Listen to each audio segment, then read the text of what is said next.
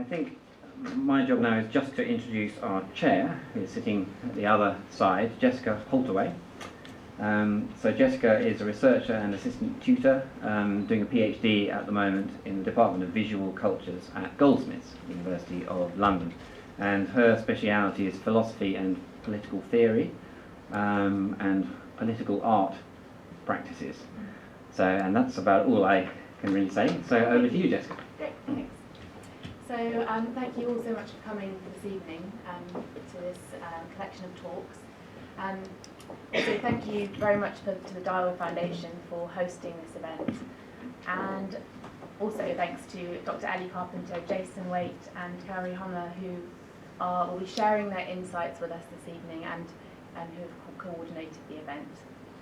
Now, as outlined in the description, we're going to be talking about art and deep time, contemporary art in Japan, and the concept of deep time, which refers to geologic time. So this is time that is vastly larger in scale than human time. We're talking billions of years. And although it's quite hard to imagine the shifts and changes in the Earth over these long periods of time, it's still a really crucial thing to address right now in the 21st century, and we'll be talking about why. In the last few years, we've become more aware of how human activity is impacting the environment and impacting the air that we breathe, the spaces we move in, and the way we relate to other people. And this is changing the evolution of the Earth. And this increase in human impact has triggered a change in terms of how we think about time.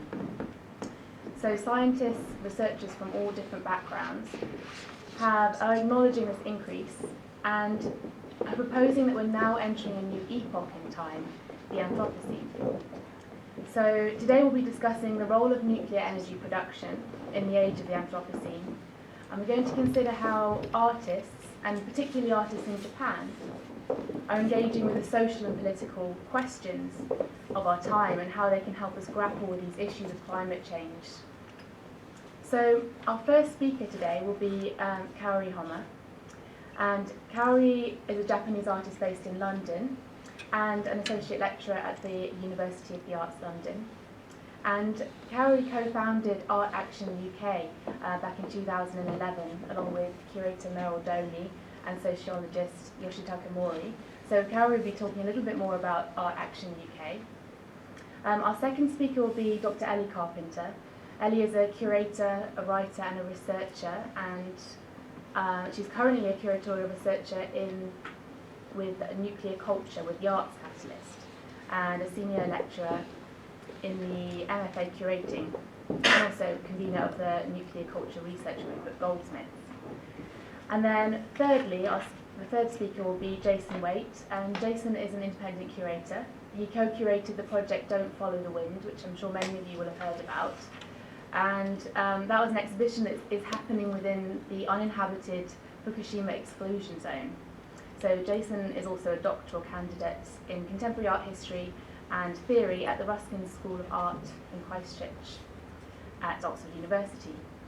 So following the conversations, we'll each be doing 10-minute presentations. We're going to open up the discussion to the audience and invite questions. So if anything sort of springs to mind during the talks, make a note of it, keep it in mind, and you'll have an opportunity to ask questions afterwards.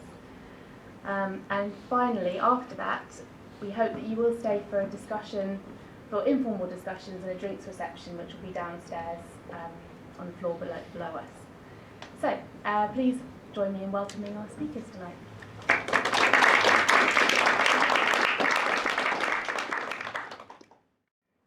So, Art Action UK was actually founded in 2011 as a response to 2011 triple disaster, which you remember happened in northeast coastal Japan, which triggered tsunami and subsequent nuclear fallout situation. And initially, Art Action UK we started to respond by doing art auctions and fundraising activities as individual artists in UK. And But quickly what we realized was that the impact we can make as individual artists on the face of the huge situation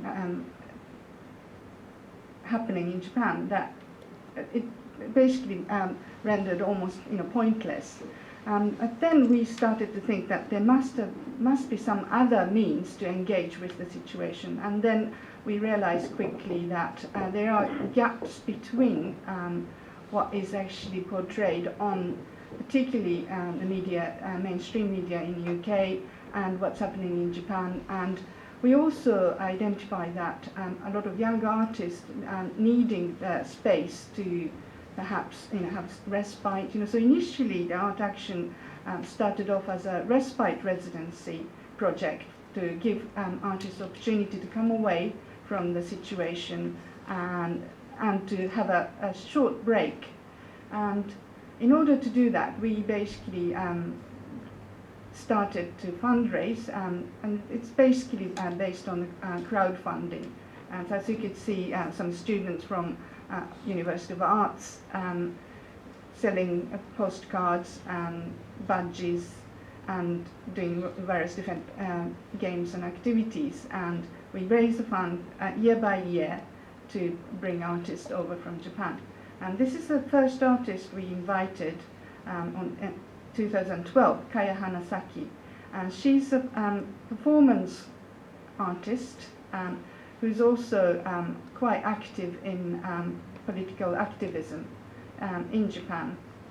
And she was invited to have a residency in Deptford and then also deliver the performance and lectures and discussion event at Greenbelt Festival. And so that was 2012. And her work, this particular piece, she basically picked up on the issues to do with the radioactive pollutions, and people had to make a decision on whether to take on board and believe in government published standard being safe, or to make a decision to let children wear the mask. So that the very fact that mask became kind of political act, when you're wearing them, you're basically expressing the suspicions and perhaps, suspicion, and not necessarily going along with the official line. So she basically picked up on that and then asked people to experience wearing a mask and ask this question about the basic right, like breathing, when you have to actually think about whether to wear a mask or not. It's a kind of issue in itself. And she basically collected, and she's still collecting these masks while having this kind of engagement, public engagement act as a part of her art activities. And then 2013, we have invited Hikaru Fuji, and he's actually quite well-known young filmmaker now. And he had an exhibition in East London, Limehouse, where he has shown those film that he's recorded documentation of situation happening in Fukushima. And he has then also delivered many discussion events. On the top left-hand side, there was this discussion event with Otley's group, contrasting between their perspective on the piece that they produced for Castle Documenta called Radiant, with the Hikaru's film, which is based on the actual experience of the people in Fukushima. So there was a kind of interesting perspective of two, not opposing, but different perspective that came out from this discussion.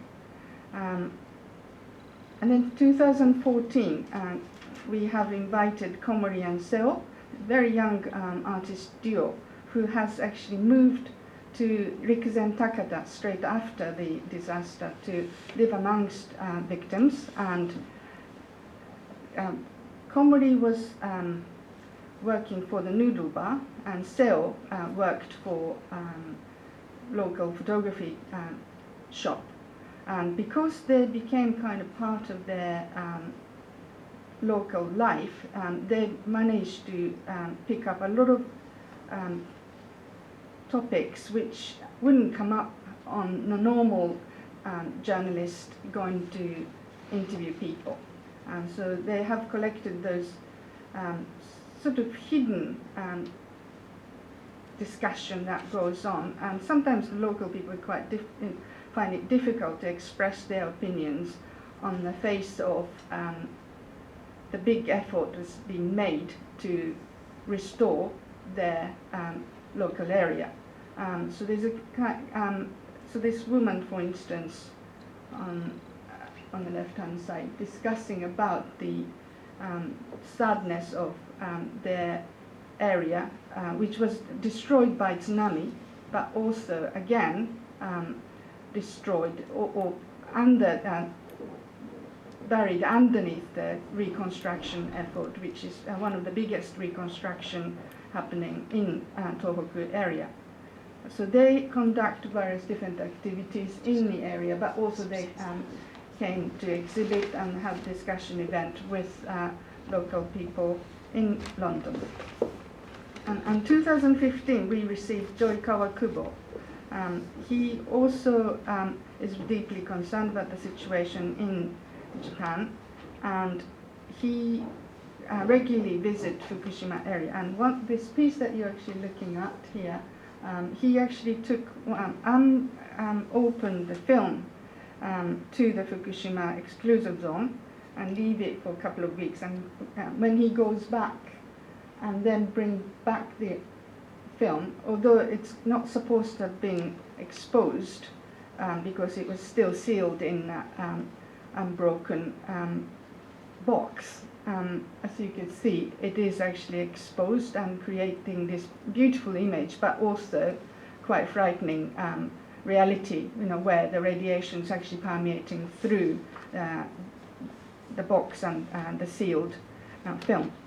And he again delivered exhibitions and workshops, and also collaborated with local audience and discussed about, especially he was not just only talking about the nuclear radiation situation, but it's also about the rewriting of history, which is seems to be happening at the moment in Japanese various different contexts. And he was basically taking that particular issue of history and rewriting history to work with the audience to rewrite his own concept, and giving the ownership to the audience to decide what to do with his statement, artist's statement, which was actually pasted on the wall.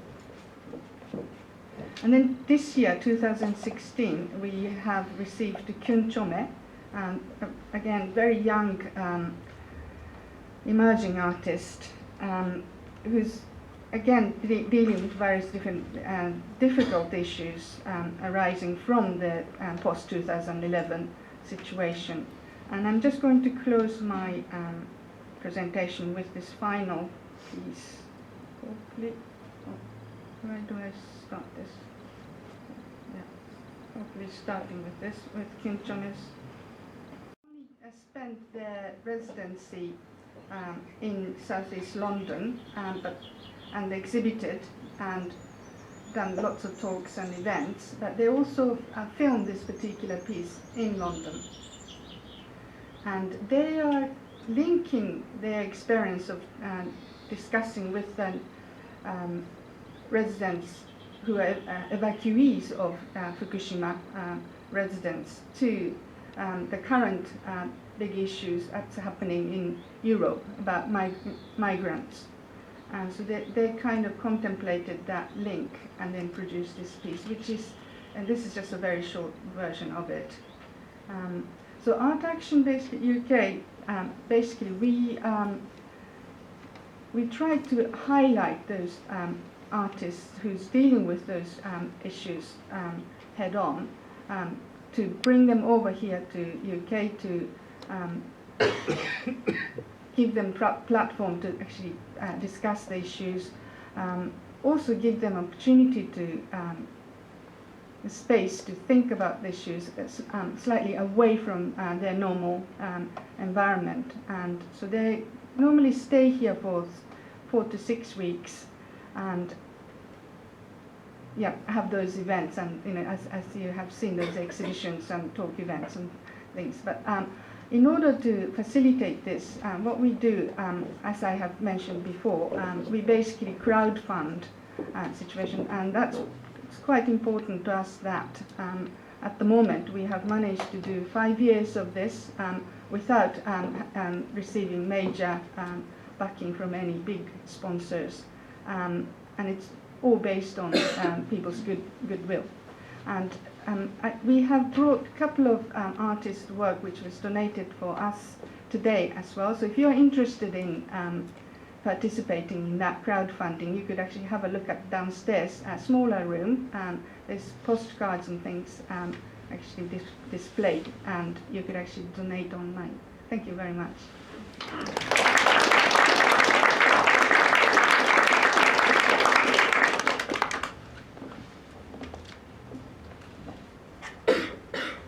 Thank you, Kaori, and thank you for organising today's event. I'm just going to juggle the PowerPoint presentations for a moment. You can see my nice pictures of Salzburg. There we are. Okay. So I'm going to talk very, very briefly about quite a large ongoing project called Nuclear Culture, and how this question of art and deep time features within my research project, which is a curatorial research project looking at art, visual art and contemporary nuclear culture, commissioning artists to make new work, curating exhibitions, and going on field trips to specific nuclear sites, which we've done in the UK, in Europe and in Japan. This question of deep time, which Jessica introduced, is very prescient, I think, for contemporary philosophical and political thought, and also this field of kind of nuclear arts practices, whatever that might mean, whatever that might contain. And I think this is a question for an international, global question, not just a Japanese question, but I will address it today from a perspective of Japanese artist practices, but in a global, international context. So I've just made a short list of the exhibitions that I've curated as part of the Nuclear Culture project that look at this question of art and the nuclear Anthropocene. Now I don't know how to use my own PowerPoint, hang on a minute. Seems to have just gone a bit strange on here. Okay. So I'm going to talk very briefly about 3 concepts. The first is the nuclear Anthropocene in terms of surface and underground location of radioactive isotopes. Then I'm going to talk about the kind of global context and how Japan sits in a global nuclear context. And then I'm going to close thinking about markers and memory and the ongoing influence of perhaps of Fukushima, but also other radiological events on artists' practices, on contemporary artists' practices. So I've gone outside the remit of today, and this is very much a pre-2011 artwork.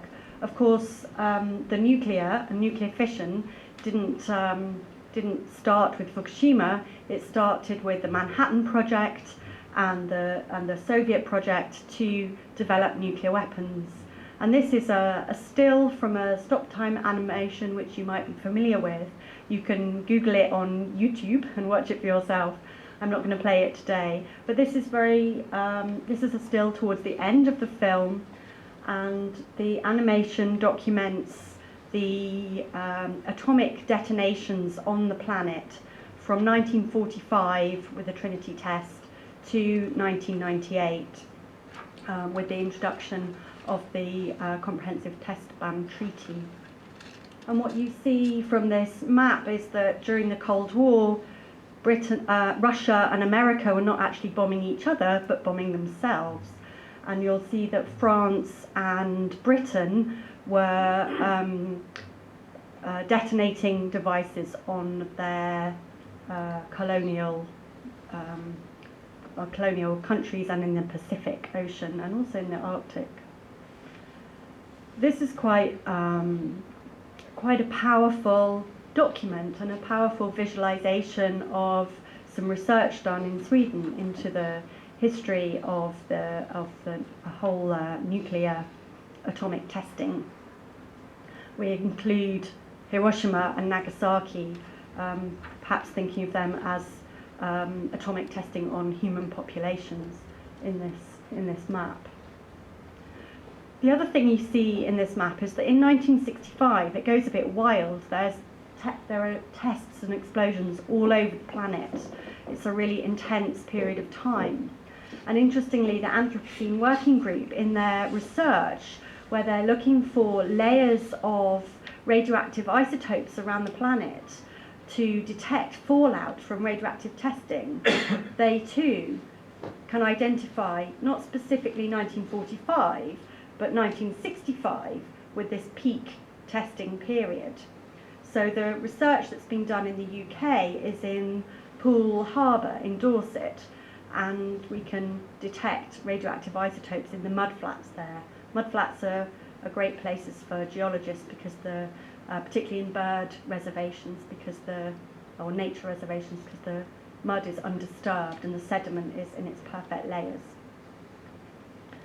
So I wanted to use this work to introduce the idea of the nuclear Anthropocene, the moment in which human beings have developed nuclear fission and scattered new radioisotopes that hitherto did not exist around the planet. And in millions of years' time, these isotopes will still be detectable. We will still know that human beings were here at that time, at this particular moment in time. Even if there's nothing else of our existence left, we will have these isotopes. And the other place that we will find, or people or things or beings may find evidence of the humans, will be underground.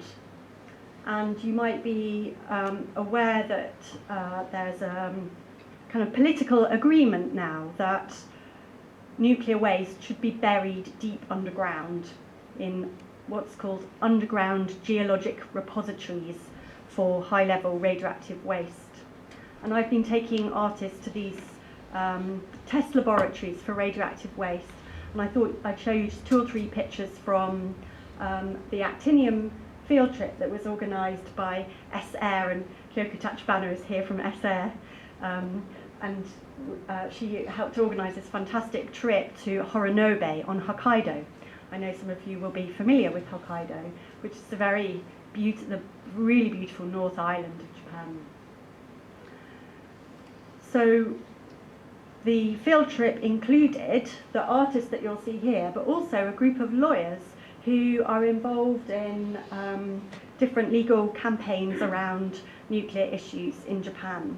But we went on 2 different trips underground. We went on an English-speaking trip and a Japanese-speaking trip, so you haven't got the lawyers here, but I just wanted to acknowledge that because I thought it was really important that this project engaged in a legal discussion in Japan, both about the justification for switching on reactors after Fukushima, but also those lawyers were working with communities and farmers who had been evacuated from the Fukushima prefecture and supporting them to get compensation. So a number of different legal projects around that. I can talk about radioactive waste repositories for too long, so I'll move on to perhaps thinking about Japan not as a sort of singular nuclear nation, but Japan is part of a global nuclear industry in which we all kind of participate and we all use the electricity from.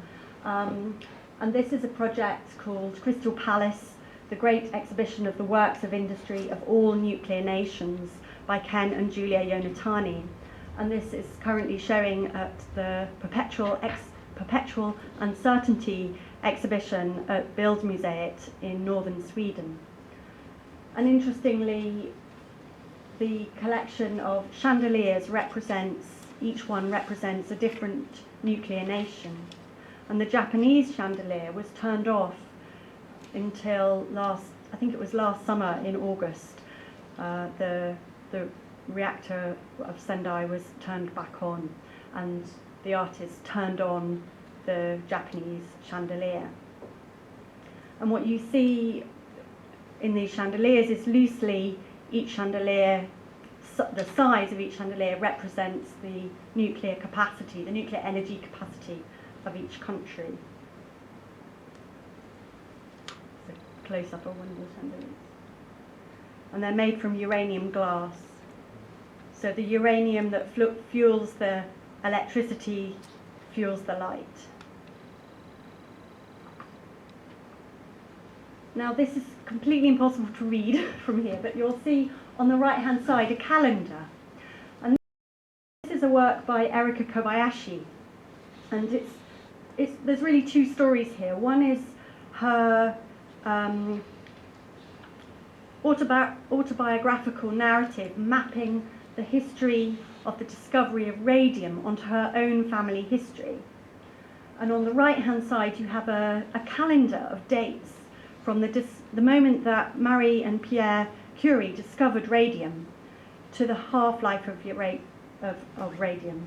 So it begins, I think, I can never remember the first date, I think it's 1896, and ends in the year 3035. So Erika is trying to interpret this extremely long time frame into the generations of her family, and she moves backwards and forwards in time. So we might think of this as a kind of deep time artwork, trying to give a very human face and a very human understanding to quite an abstract concept of a radiological half-life. And this is in the exhibition at Bildmuseet, and we put the work in the window so that people can sit and read the story and reflect on her narrative in these time periods. I'm very, very quickly going to talk about Kota Takeuchi's artwork, and Kota Takeuchi is an artist who is showing in the exhibition in Sweden and also had a residency at Arts Catalyst this summer to make new work. And Kota has an artwork called Take Stone Monuments Twice. And I think this is the work installed. This is a detail of two of the images, and you can see there's a historical image taken from a book about monuments and markers in Iwaki, which is on the east coast of Japan. Here you see all the photographs together installed at the Cast exhibition in Plymouth. It's a slightly odd photo, but I wanted to try and capture both Kota talking about his work and the photographs here. We had a roundtable discussion in Plymouth where he presented his project, and he's talking about the way in which monuments are forgotten and lost, and many monuments along the east coast of Japan commemorate tsunamis, they commemorate the rebuilding of the seawall, they commemorate sort of feats of engineering, if you like, to hold back nature, hold back the sea. And I'm probably not going to talk about that. This is another work that he's been, it's a work in progress that he's been developing with the Arts Catalyst, not to look specifically at Fukushima, but to look at this question of a memorial and a monument. And this is a very interesting story of a chemical plant disaster in Flixborough. And a monument was made to the chemical disaster, to the people that died in the 1970s. and then the monument was stolen. And Kota has made a maquette for rebuilding this monument, and he's been back to meet the people there who look after the churchyard where the sculpture used to be, and this is his sketch for replacing the monument back into the pond in the churchyard. So I think these questions of deep time and memory and commemoration help us to think quite differently about intergenerational projects. And then there's just a few exhibition shots here of Perpetual Uncertainty, which is at Bildmuseet. This is the round table that we build in every exhibition for a dialogue and a discussion. And on the bottom left here, you have one of the round table discussions taking place in Sapporo, and you'll see a geologist, artists, and people from the Japanese peace movement and anti-nuclear movement, all in intense debate. So I'm going to end on a plug for my book, which I'll pass around in a moment, and also another artist collective that are part of the Perpetual Uncertainty exhibition, and we'll also be showing at the Arts Catalyst in February, March next year, and that's Don't Follow the Wind, who are represented by Jason Waite, who follows me in today's presentation. So thank you.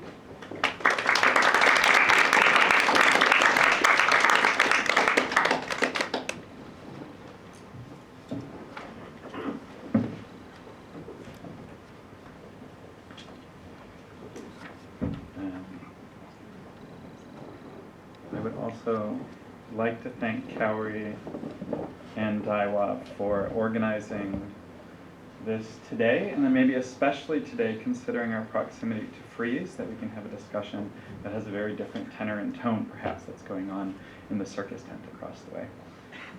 So why are we here in a certain way speaking about art after Fukushima? And maybe one important point that kind of come to recognize is this, how we understand a shift before and afterwards. And there's a traditional saying in Japan, supposedly, that there are two things that are given, or two things that are free. One is water and one is security. And on March 11, 2011, that saying was ruptured completely. So you had contamination of water, and you had this notion of security, which was either responsibility by the central government or by the emperor, by the shogunate. And this form of responsibility for safety was radically ruptured. So within those pieces, in a certain sense, there needed to be different ways of forming types of self-organization or taking responsibility in very different terms. And it was a rupture which is still ongoing and very unresolved. So kind of in these fragments is where I'll also start the discussion about Don't Follow the Wind, which is an artist and curatorial collective which I'm part of. And as Jessica mentioned, we have an exhibition inside the Fukushima Exclusion Zone. Very sorry about this form of presentation. It's supposed to give a mind map, but I can't control how fast it goes. So sometimes it maybe gets a little bit disorienting, or if you get nauseous, just close your eyes and we'll get through it together. So what is Fukushima, first of all? Fukushima is a prefecture that's north of Tokyo, about 200 kilometers. And on March 11th, as was mentioned, with the tsunami and earthquake, there was a catastrophe which happened at the Daiichi nuclear power plant. This is a photograph of the Daiichi nuclear power plant last year. So these are 4 of the 6 reactors at the Daiichi nuclear power plant. And its reactors 1, 2, 3, and 4, 1, 2, and 3 all had a meltdown on that day, and 4 was also seriously damaged. Even though there was an earthquake and tsunami that was a part of this disaster, the independent commission who studied the disaster actually said that it was not nature's fault in this way, but it was actually the lack of human imagination for contingency which actually caused this. So once power had left the building, so to speak, because it was shut down due to the earthquake, the reactors, and because the earthquake had destroyed external power coming in, because the landscape was ruptured by the tsunami, backup generators failed because of the tsunami. When the Prime Minister and his cabinet went to the manual to deal with nuclear crisis, and they flipped through the book to get to power outage, there was absolutely no form of recourse for long-form power outages in nuclear crisis. So the Independent Security Commission marked this as a human tragedy, not a natural tragedy, which is also interesting to think about in relationship to the Anthropocene and to think about in relationship to the deep time that Fukushima has produced. One form, you can also see here, all of these canisters that look like soda cans, these are holding the waste water. So there's groundwater that's flowing from the mainland through the reactors and through this contaminated area, and some of that water is being taken out and stored, and this is at a rate of about an Olympic-sized swimming pool a week. So if you remember during the Rio Olympics, this debate about the green pool and how long it was going to take to drain that pool and get in another one, you can kind of start to think about the magnitude of water that's being stored here for the last 5 years, and every week, so over 250 weeks, 250 Olympic-sized swimming pools. So that catastrophe on March 11th, and with the explosions of helium gas, which set off contamination, mainly of cesium-137 and iodine, over a large swath of Fukushima Prefecture and elsewhere. But this is what we call today the Exclusion Zone. And this black line is where 100,000 residents were evacuated from 5 years ago and haven't been allowed to return to live in their homes since. And with that evacuation, or with that contamination, it becomes really this interesting point of maybe the Anthropocene in another way.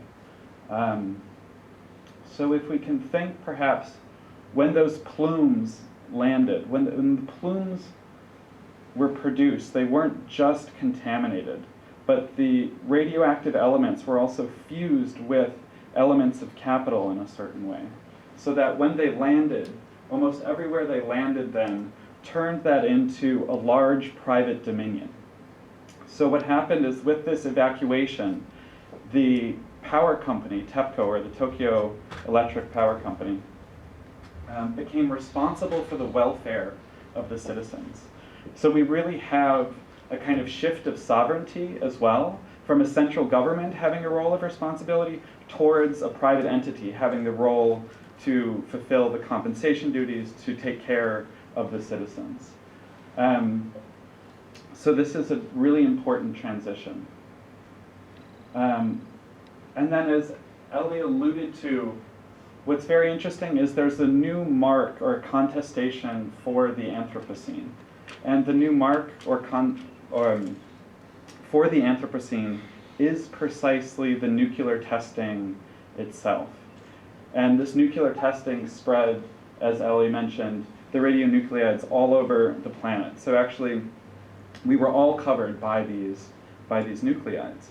And covered in a way, if we understand the transition of sovereignty in Fukushima, then maybe we can also understand this covering in a certain sense, not only as an atomic bomb military industrial complex form, but also as also as partaking from a post-world order, which was deeply formed on kind of free market and later neoliberal ideas.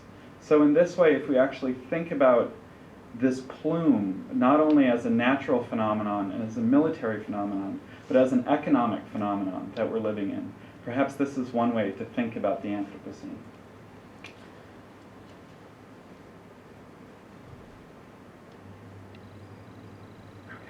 and now us and artists.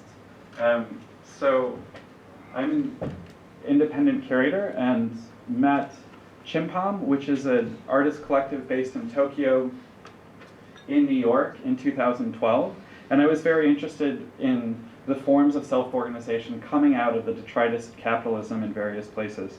And Fukushima was something for me, living in London at the time when it happened, when so many nuclear power plants had shut down around Europe, and when kind of this anxiety of checking the internet because radiation has no borders. So in a way, what was the situation and where was this radioactivity going to go was something that deeply touched me, even though being at a very far distance from Japan. And Chimpam, who were based in Tokyo at the time, were appalled at the lack of images coming out and this restriction on information at the time, and actually went into the zone and did a piece which was real time, where they captured images and did a performance around the destroyed power plant soon after it occurred.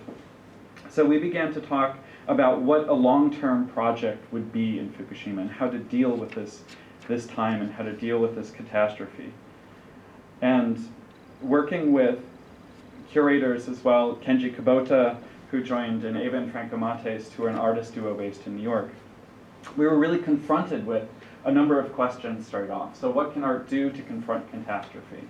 And especially a catastrophe which is not visible in a way. So what we're looking at, what the images or our iconography of Fukushima is largely based on an iconography of natural disaster. So we're looking at images here of earthquake, or we're looking at images here of the tsunami. But the radioactive form of catastrophe, or the nuclear catastrophe, is largely invisible because radiation can't be touched or smelled or seen. So as opposed to working against this invisibility, we decided to take this invisibility on as a working method. And that was really important because many of the people that we met also had this personal trauma, which was largely invisible. And then there was questions around distance and scale. So the fact that the residents were separated from their homes, which had a physical but then also mental distance from the community, and they had a certain means of inaccessibility towards their own residents. And this rupturing of communities and what that meant to them. So this kind of fracturing of space and time was extremely important to us as well as a working method. And then particularly this radical imagination of the future. So if the Independent Commission had mentioned that imagination, so to speak, was the problem of the Fukushima disaster, then how can artists and cultural workers work to open a space where different imaginaries can come forward? So I first went to Fukushima in 2013, and it was during cherry blossom season, and they had just reopened in the spring an area where people couldn't move back to, but people could drive during the day, during daylight hours, into part of Tomioka, which is in Fukushima. And Tomioka is very famous for a very long street, something like a kilometer of cherry blossoms that emerges for a very short time. And we saw on the news that this had just opened and that they were encouraging people to go. And as you can see, this is from the news broadcast, there are many cars and people around. So we decided to take them at their word and go. So we drove to Fukushima, we drove to Tomioka. There was nobody around for kilometers. And then we arrived, we had 2 cars, so there was not any other surprise visitors. And when we arrived to see the cherry blossoms, these signs were on many of the trees. And the signs, as you may recognize, translated, read, "In this area, the radiation level is high. When you view the cherry blossoms, please stay inside the car." So of course, the whole ritual of going and seeing cherry blossoms is having a picnic or having a hanami around and enjoying time together. And instead, you're constrained and confined in your car if you even go in the first place. But that being, this set up a very different logic of representation. So there was a certain form of representation which was being put forward, let's say, by the media, by TEPCO, by the central government, and then how to work from a very different form of presentation, especially over the long term in Fukushima. So how could we generate forms of data or experiences or images which could be independently verifiable in a certain way? So we drove along the road, and actually we reached this gate, which was precisely in the middle of the road.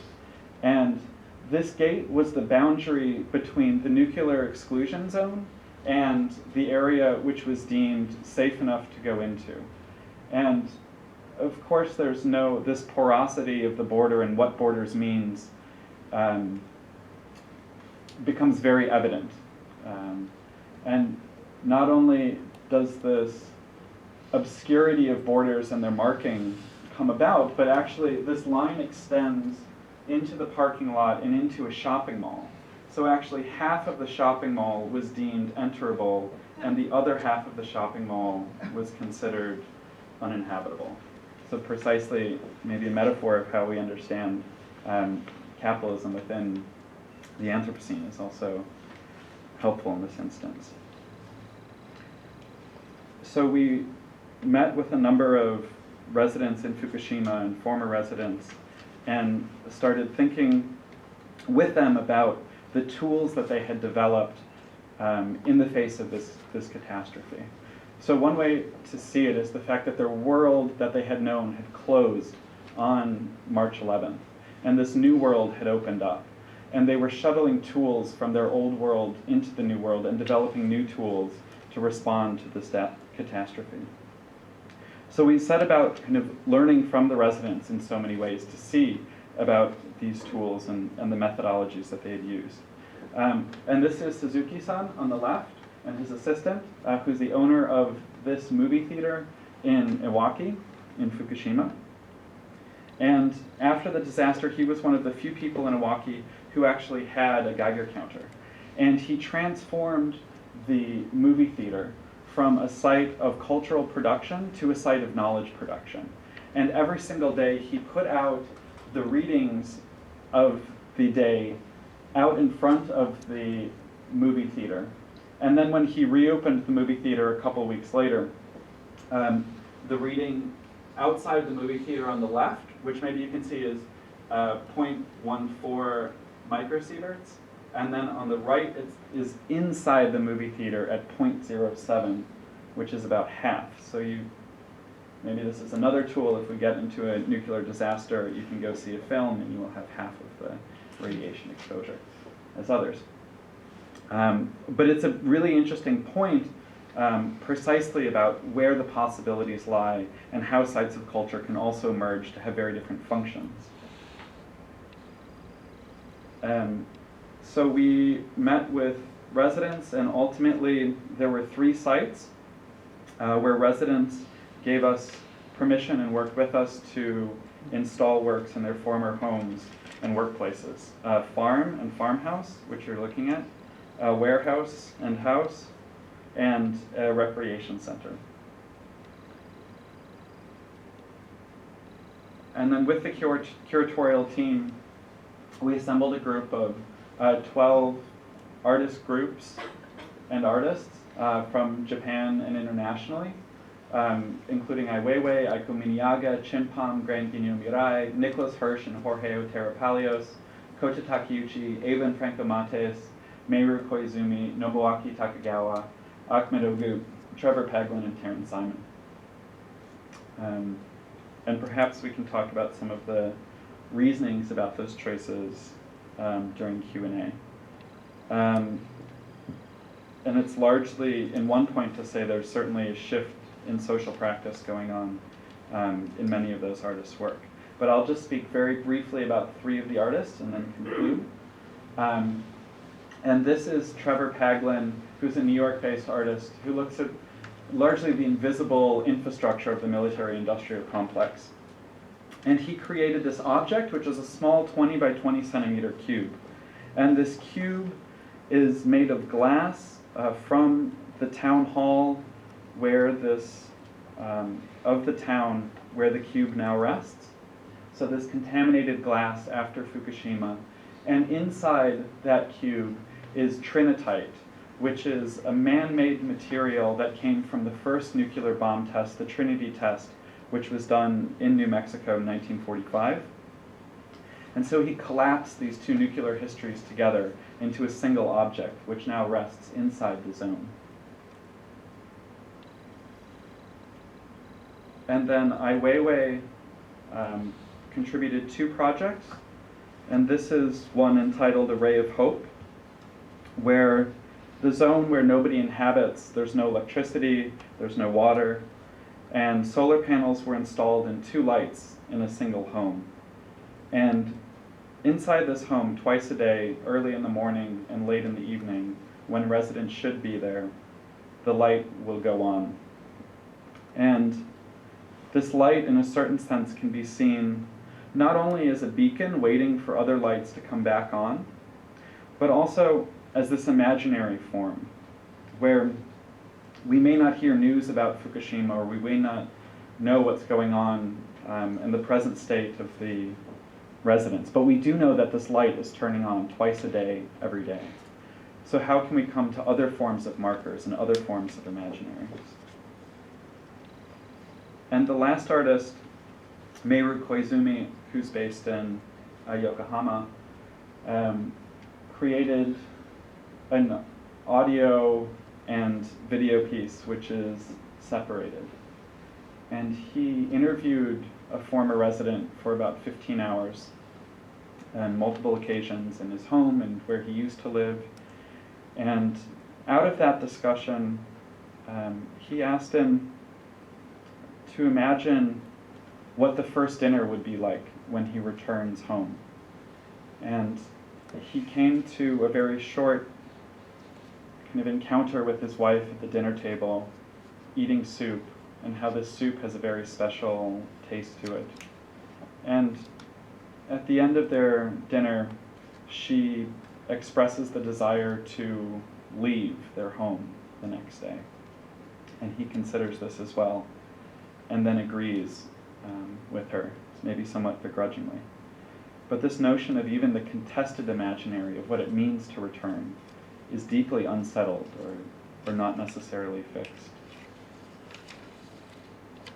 And so this short 3-minute audio is actually in front of the house where he used to live in Fukushima. And this is constantly playing. But it's constantly playing for a public which can't be there. So the exhibition officially opened last year on March 11th, on the 4th year anniversary, and then has been open now, but hasn't had any visitors, and has been open and will be open for potentially years or decades. So this question of time is extremely important, and maybe even what time capsule or how maintenance figures into this can also be a point of discussion. So this notion of embracing invisibility was deeply important to us, and as Ellie wonderfully showed, the website, which is don'tfollowthewind.info, if you go to, there are no images of the work, there's no information on the project that's written. Instead, there's just an audio guide of the artists and curators speaking about the project. So trying to figure out other senses to grapple with this anthropogenic form, or to grapple with this nuclear catastrophe, was deeply embedded in a certain response to this.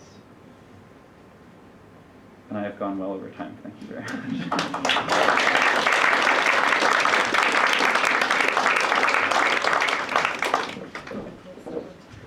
Stand over here so you can hear me properly this time.